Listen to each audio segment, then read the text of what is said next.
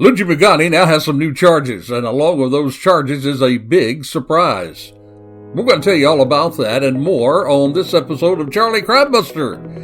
It is what some people are calling, they're calling it the fastest minutes in podcasting. The views and opinions expressed in this presentation are solely those of the individuals interviewed or participating and do not represent those of city, county, state, or federal law enforcement agencies, nor sponsors and platforms of this presentation. Charlie Crimebuster, CharlieCrimebuster.com, and PeacemakerNetwork.com are copyrights owned by Charlie Crimebuster. All individuals described or mentioned in the presentation should be considered innocent until found guilty in a court of law. This presentation contains subject matter such as violence and graphic descriptions which may not be suitable for all audiences. Listener and viewer discretion is advised.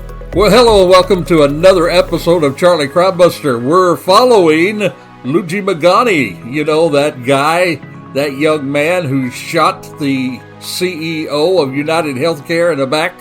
We're going to tell you a lot of new stuff about him today, so hang in here for the episode. But let me do a little housekeeping first. I always love to hear from our listeners, and you can reach me directly by emailing me at gmail.com, charliecrimebuster@gmail.com. And you can ask questions. You can make suggestions about maybe other episodes you'd like to see us cover. And you can, as we say often, lodge objections. Yes, you can disagree. It is a safe zone.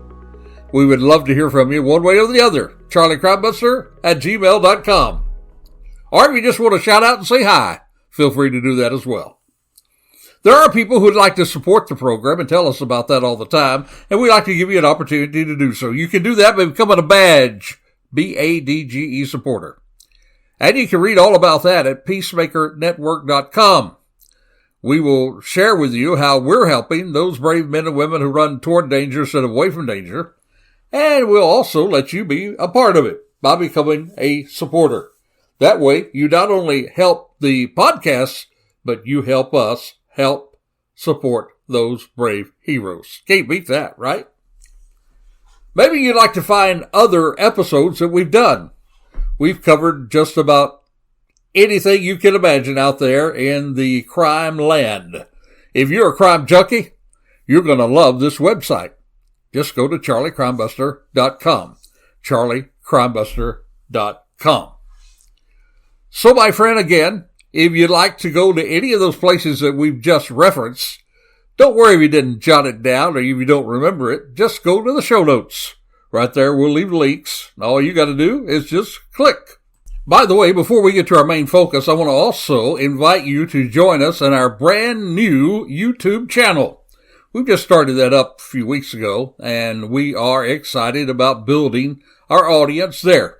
And it is a time when James Buckland, our producer, well, we just kind of sit down and talk about the podcasts that we just released. In other words, there'll be a YouTube presentation where James and I will sit down and talk about this episode that you're listening to at this very moment. Just go to YouTube at charliecrimebuster.com and you'll find us there. Several of those have already been recorded. We'd love to hear back from you about what you think about those. Again, charliecrimebuster@gmail.com. All right, let's talk about our focus today. Well, he faced new charges this week. And those charges, well, they brought forth a surprise that we're covering today. But before we get to those charges, let's get caught up with a few more things that we have come to learn about our suspect. Now, on our YouTube channel, I said a couple of things that make a lot more sense today than it did even a week ago. I said there and on the last episode that there were 400 or more tips that were turned into the FBI looking for that unknown gunman at that time. He had not been found when we recorded that particular episode. But then, after he was found, I asked James during our YouTube crime talk about how it is that the family of Lugi, how they could not see his likeness in the photos and videos that were online. And I was wondering, did they say anything to the police? Well, it appears, my friend, that they did. Speaking to the reporters on December the 17th, NYPD Chief of Detectives Joseph Kennedy, he said that before Mangone's arrest, did you hear that? Before Mangone's arrest, his mother, Mangone's mother, told an FBI task force that the shooting, quote, might be something that she could see him doing, end of quote. Well, the task force, they contacted Mangone's mother on December the 7th. That was, of course, after a San Francisco police sergeant looking for Mangone alerted the FBI in San Francisco that the person of interest in the shooting, well, that it could be him. You see, Mangone's mother, well, she had filed a missing persons report with the San Francisco police back on November the 18th. And the FBI San Francisco field office, they passed that information on to that task force in New York. Now, folks, this is huge. This means that he was, or could have been, considered a possible suspect even before he was pointed out there at McDonald's. Now, last week I also told you about another surprise, since we're talking about surprises. That was that the police department told CBS News that there's no indications at all, that Mangone was a healthcare customer. I thought I'd throw that into the mix since we're talking about surprises. But now we also have another surprise that you're going to find out about these charges. So if he was not a member of United Healthcare, why did he target Brian Thompson? Why did he target the CEO of United Healthcare? Well, the theory that they're talking about today is that the motive is his own animosity toward the healthcare industry, and United Healthcare is one of the largest. Now, it does appear that this murderer, and that's what he is, a murderer, that he suffered a pretty bad back injury on July the 4th in 23. There he had to go to the emergency room, and there was surgery, screws on his spine attached. And that's according to images that people have seen on social media.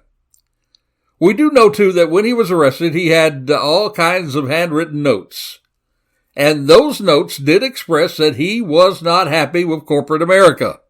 Especially, he wasn't happy with the health care industry.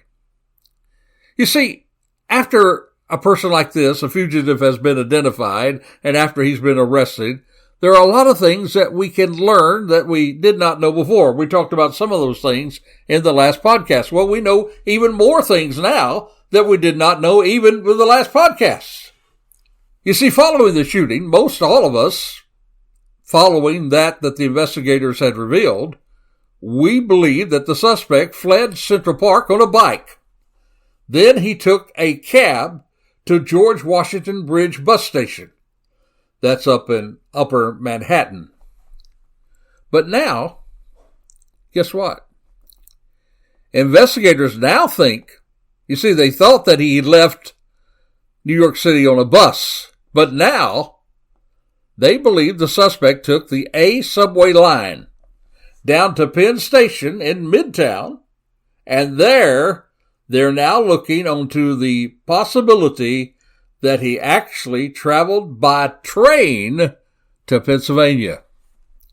And all these guys are working together. The police in Pennsylvania, state police, the Altoona police, everybody's tried now to track his movements while he was there in Pennsylvania.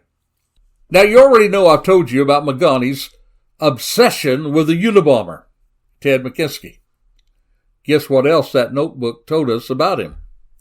There are sources that are now telling us that in that notebook, he wrote, just like the Unabomber, he was actually considering using a bomb for this assassination. However, it appears he wanted to make sure the world knew that his target was indeed Brian Thompson, and a bomb may have taken out other people in collateral damage so that the message was not received. Now, I want you to pay close attention to this because this message that he's getting out by his writings that are left behind and by this cowardly deed that he did, all these motives, all this motive, all these writings, all these hints, all these clues will actually tie into the charges where that surprise is that I told you about. I'm going to bring it together, so hang in with me. You see, I now know, and I told you that even before, I believe there is a real possibility had the police had not identified and located him as the killer, there might have been other instances left for us to follow that had to do with bombs. Yep, I believe he was on his way to being a second Unabomber. Now, he's just the type of person. He would certainly have the ability to build his own bomb. After all, he put together his weapon and silencer from a 3D printer, right? And in that document, well, it speaks to his motivation and mindset.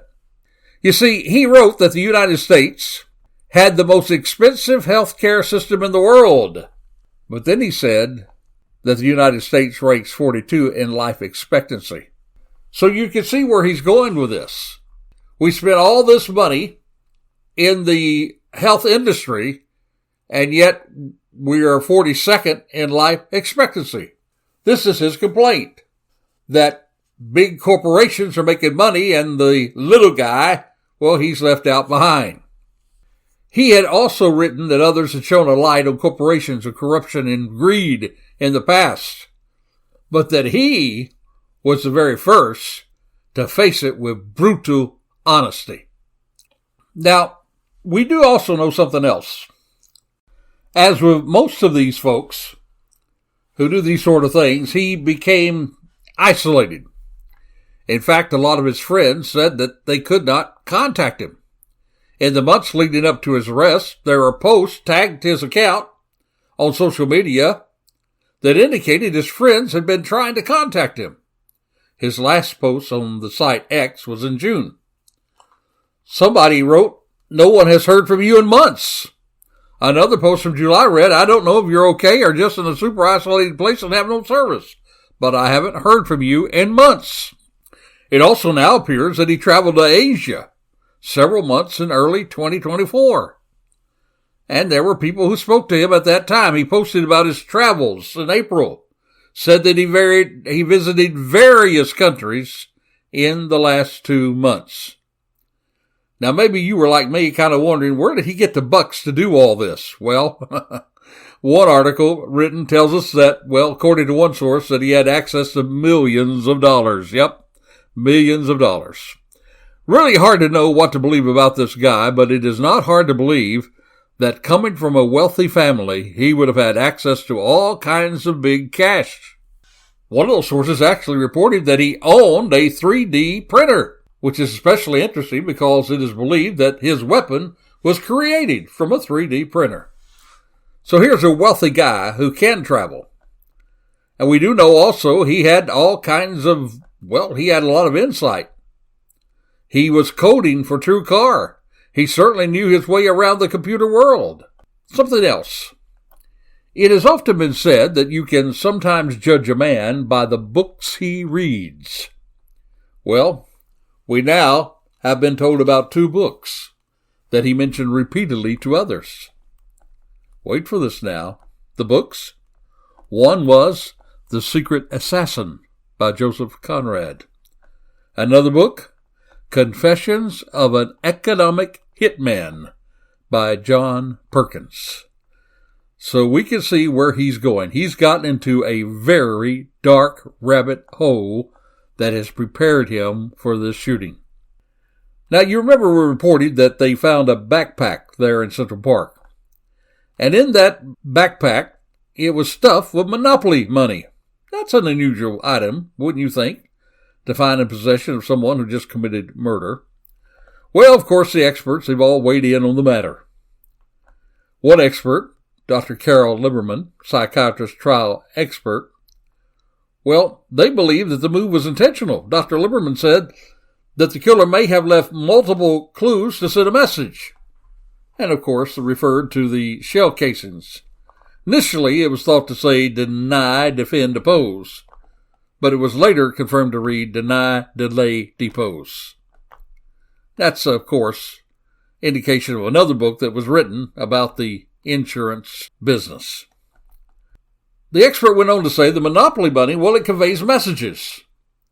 The message was that United Healthcare is a ripoff that steals money from patients, pays executives millions of dollars, and of course it itself is a monopoly.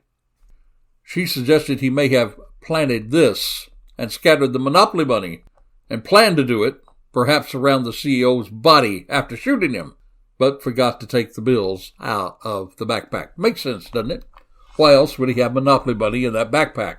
Probably wanted to just, spread them all over the body, but he panicked and ran. Another person who corresponded with him by email said that he believed that Mangone was in Japan until at least in early May. Well, it seems that we continue to get surprised by the background of this guy who went from wealth to murder right before our very eyes. But now, my friend, it is our turn as a society to show him, this guy who's a cold-blooded murderer, we now will have an opportunity to give him a surprise. And I'm going to get to that surprise all wrapped up in his charges in just a moment. But right now, it is time for Charlie Crimebuster's Crazy Crook of the Week. Okay, so yes, our story today is about another Florida man. Yep, a Florida man. But along with all the Florida man crazy crooks, let me say, my friend, we are fortunate, on the other hand, to have some of the greatest sheriffs in America. And this one comes from Polk County, where Grady Judd is just that kind of wonderful sheriff. Well, it seems that a Florida man, he wanted to kind of throw the cops off, tried to throw them off his trail. Can't believe this one. Yeah, I can believe it. This guy actually placed a big sign outside of his house, and it read that Johnny Yates does not live here. I promise you we're not making this up. It didn't work, of course. Yates, 41, he was wanted by the Polk County Sheriff's Office, aggravated battery, false imprisonment, tampering charges. Deputy showed up at his Lakeland home at 2:45 on a Saturday after getting a tip that he was holed up inside the sheriff's office. The sheriff's office said that they got that tip on Facebook, that he was holed up inside his house. Well, when the deputies arrived, they noticed a note written on a dry erase board in front of a window, and it said this, get this, quote unquote, Johnny Yates does not live here. Oh, gee, man. Dry erase board never lied, right? Should we believe it, the police were saying? Well, the deputies questioned someone leaving the house. They confirmed that Yates was inside, despite the sign outside that said, Johnny Yates does not live here. So they surrounded the house, kept calling for him to come out, was there about an hour, and then they had to kind of take it to the next level. They said enough was enough, and quote unquote, the surrender smoke was dispensed. I like that term for gas in the house, don't you? Surrender smoke, yep. The surrender smoke was dispensed inside the house. 4 people, they left the room, but again, after they left the house, came out, there was no Johnny. Deputies, they called out more, but no response from Johnny. He even sent a second helping of quote-unquote surrender smoke inside the home to let it waft around a bit. Yet, still, no response from Johnny. Now, if you're a crazy crook out there, or not even a crazy crook, you watch out, friend. The popo's going to get you. Because now, the deputies and K9 Dexter, he's pretty famous here in Florida, by the way. So now, K9 Dexter, he enters the house, and they locate Johnny. He was hiding in a modified chest of drawers, and Johnny was arrested and taken to jail. And my friend, in regards to those 4 people who weren't cooperating, well, they each received a parting gift. That's right, parting gift. That parting gift was a charge of resisting and an all-expense-paid trip to Grady Judd's bed, and breakfast. That is Polk County Sheriff Grady Judd. So, my friend, this idiot, this crazy crook, who thought he could dispel police, get police off his track, by simply putting up a sign that says, "I do not live here." That, my friend, indeed, is Charlie Crimebuster's Crazy Crook of the Week. Well, now, my friend, back to our main focus. Last week, prosecutors in New York, they were all set to charge Lugi with second-degree murder, possession of a loaded firearm, and possession of a forged instrument, criminal possessions of a weapon. They were conforming, of course, to the charging guidelines that it can only be first-degree murder if a policeman was shot or a political person was shot and a few other requirements. But remember, I told you last week I would not be surprised if they did not find a way to bump that to first-degree murder. Well, yours truly was right about that. Because now the New York authorities, through the state, they were able to bump the charges to first-degree murder. Remember I said pay attention earlier in the podcast where he was mentioning all these messages to people? Well, they were able to do that because they now attach those charges to terrorism. I also told you last week I thought he was a domestic terrorist. Now, Mangine is charged with first-degree and second-degree murder, counts that specifically refer to a New York law that addresses terrorism, essentially, an add-on to existing criminal charges. And the statute says that an underlying offense constitutes a crime of terrorism if it's done with the intent to intimidate or coerce a civilian population, or, listen to this, influence the policy of a unit of government by intimidation, or coercion or effective conduct of a unit government by murder, assassination, or kidnapping. There, buddy. Bang. That's not a far reach, my friend. I told you last week I considered him a domestic terrorist. And what does a terrorist do? They produce fear by attacking people. And it all lined up with the New York state law. And now that charge of second-degree murder is moved to first-degree murder. And, of course, it brings about, if convicted, life in prison without parole. But now you may be wondering now, well, why did I call this episode a surprise about charges? Because I mentioned last week that I thought they would find a way to bump that charge up to first-degree murder. So I should not have been surprised. Well, you're right, I wasn't. I expected it to be bumped up to first-degree murder with a possible sentence of life without parole. But here is what I did not expect. In addition to the state making those charges, well, the federal government charged him with federal charges as well. You know, I bet our murderer did not expect that. You know, I've often wondered why he decided to do his attack in New York. I mean, it has one of the largest police forces in the world, right? The city is covered with cameras. But now, my friend, I think it is very possible that he picked New York because the state is so liberal in charging. And the state does not attach the death penalty to those charges. You see, New York does not have the death penalty. In the state highest court threw out capital punishment law in 2004. So he's thinking, hey, I'll not get first-degree murder, and I'll not have to worry about the death penalty. But surprise, surprise, surprise, Mr. Spoiled Rich Kid Murderer. Federal charges,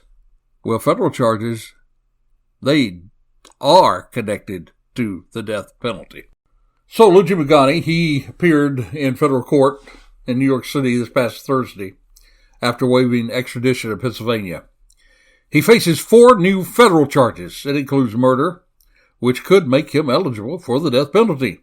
He's also facing multiple state charges, as we mentioned. He appeared in front of the federal judge in New York City, well, just about before 3 p.m. this past Thursday after being transported from Pennsylvania. Now, if his plans were to do this deadly deed in a place where he could not get the possibility of the death penalty, he is sadly mistaken. These federal charges, my friend, takes us to a new level as far as that is concerned. It's going to be interesting for sure to see how this plays out. So now, my friend, you know the surprise. The charges with a surprise against this domestic terrorist. He did not think he would get first-degree murder. He did not think he would get the death penalty. But now all of those are on the table. And yet, my friend, yet in the far corners of our mindset in this country, there are still those who are calling this coward a hero. He is no hero. He is a rich, spoiled brat who cowardly shot someone in the back and ran.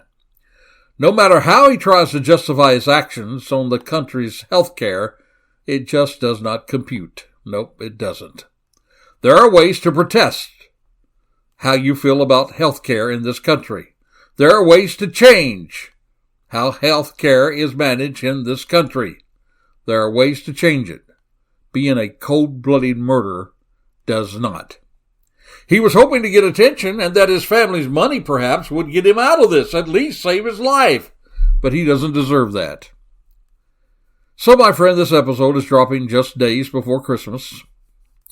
Please keep in mind that this Christmas will not be a joyful one for Brian Thompson's 2 children, his wife, and family.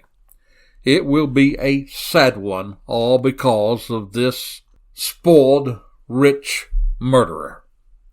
So may all of us in the coming days of the holidays, or if you're listening to this in another time, join in with us all, and let's all hold our loved ones a little tighter, loving them a little more, and expressing it more often.